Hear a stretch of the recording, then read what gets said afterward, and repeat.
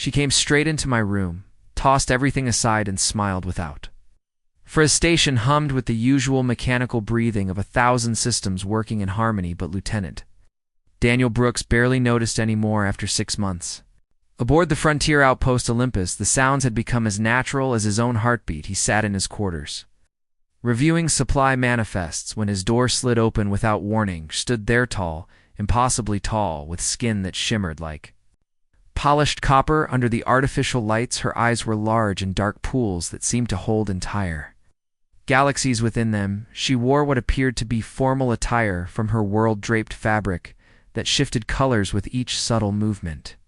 But what struck him most was not her alien beauty or her unexpected present sight, was the smiles. Stepped inside, and with a graceful sweep of her arm knocked. His carefully organized datapads from the desk, they clattered to the floor in a cascade of plastic and metal. She did not apologize, did not explain. She simply stood there smiling at him, without a trace of fear or hesitation. Froze his military training, screaming at him to reach for the communicator to alert security to do something. But he found himself unable to move, captivated by the sheer confidence radiating from this being who had just invaded his private space. As if she owned either name was Vera. He would learn that later, along with so much more, but in that moment, all he knew was that his quiet, predictable life had just been thoroughly disrupted. Alliance between humans and the Zelari had been fragile from the start. 3 years of careful diplomacy, delicate negotiations, and cautious cultural exchanges had built a framework for cooperation, but trust that remained elusive. The Zelari were a proud species, ancient and sophisticated, where humanity was still learning to walk among the stars.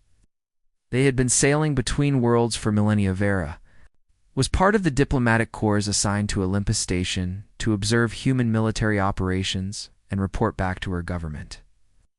It was supposed to be a routine posting, boring even, but Vera had never been one for routine. Spoke first, her voice like wind chimes in a gentle breeze, carrying an accent that bent human words into something musical. Our Daniel Brooks managed a nod, still trying to process what was happening. Ingie, have read your file. Very impressive for one so young too. Command the defense operations of an entire sector. Thought is not exactly my role. He finally found his voice. I coordinate supply lines and logistics. She waved a hand dismissively as if the distinction meant nothing.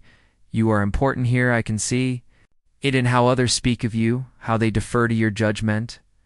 Enel stood, slowly keeping his movements, non-threatening, though he was not sure why he felt the need to be cautious in his own. Cortosumba Severa, I apologize, but I was not informed of any scheduled meeting. If you needed to discuss something official, we have proper channel. Her smile widened, revealing teeth that were just slightly too sharp to be. Humani, am not here for official business, Daniel Brooks. I am here because I choose to. Bethott's statement hung in the air between them, loaded with implications. He did not yet understand the Zelari. Did not do anything without reason. That much he had learned in the cultural briefings. Their society operated on layers of meaning and a tradition that humans were still struggling to comprehend. A casual visit was never casual. A simple gesture could carry the weight of Trescieso. Why are you here? He asked. Gosh moved further into his room, examining his belongings with unabashed curiosity. She picked up a photograph of his family back on Earth, studied it for a moment, then set it down with Correa. Am here. Oh, okay. Because you interest me. No one had ever said those words to him quite like that. With such directness, such intensity in the weeks that followed. Vera became a constant presence in his life. She would appear without warning at the mess hall during his breakfast, sitting across from him with her own tray of carefully selected human foods. She was trying to understand his species through their cuisine, she said, though he suspected it was more about having an excuse to talk to him. She asked him endless questions about Earth, about human culture, about his own life and dreams. He found himself answering more freely than he intended, telling her things he had never shared with his own crewmatest. Other humans on the station noticed, of course. They whispered in corridors, fell silent when he approached.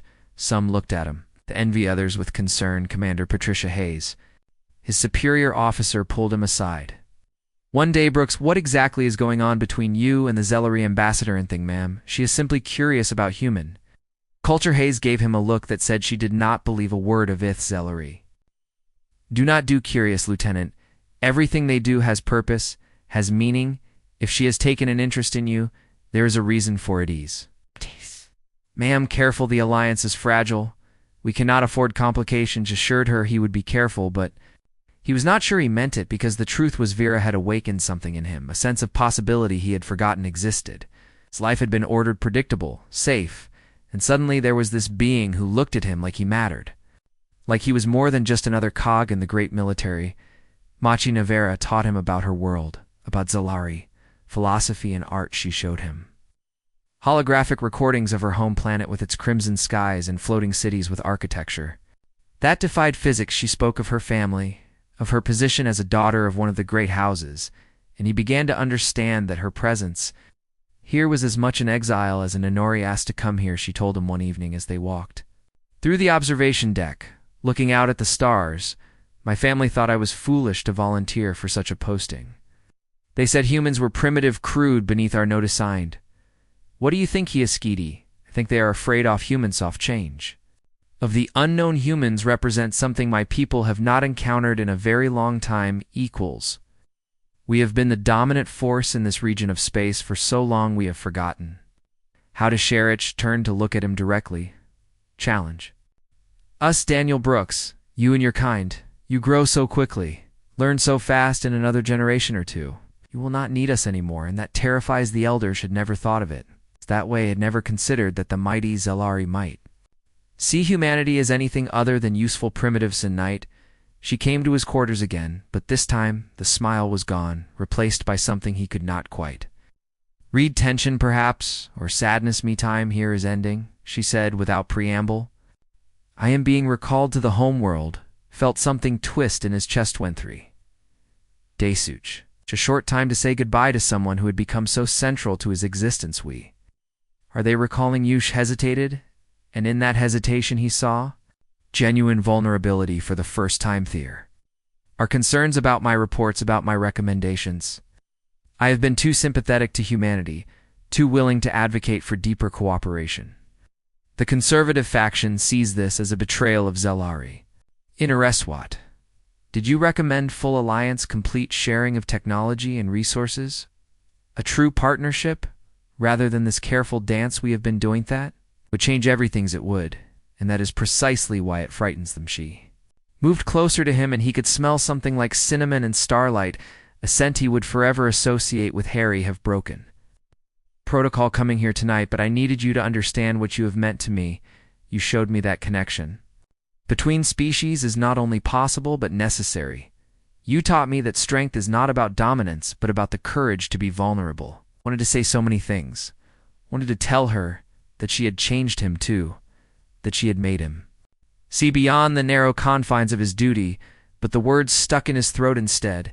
He reached out slowly, giving her every chance to pull away, and took her hand. It was warm, smooth, with a faint texture like fine scales. She did not pull away. Next 3 days passed in a blur.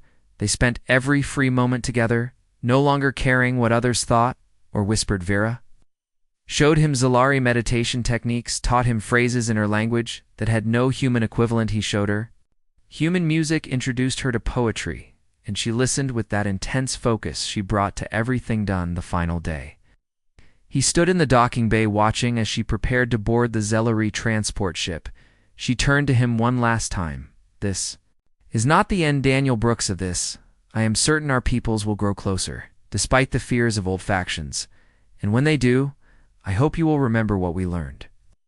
How could I forget? She stepped closer until they were nearly my people, there is a saying. The stars do not ask permission to shine. They simply illuminate the darkness. You have been a light to me. Do not let anyone dim Thathan. She did something that shocked everyone watching. She reached up and placed her hand against his cheek, a gesture of profound intimacy. In Zellery cultureth, transport left, and he stood there long after it had vanished into the void, feeling the phantom warmth of her touch. Weeks turned into months. The station returned to its routine, but Daniel found he could not slip back into his old patterns. Everything felt different, tinted by the knowledge that the universe was so much larger than he had allowed himself to. Believeth on the messages began Theo came through official channels, at first carefully worded, diplomatic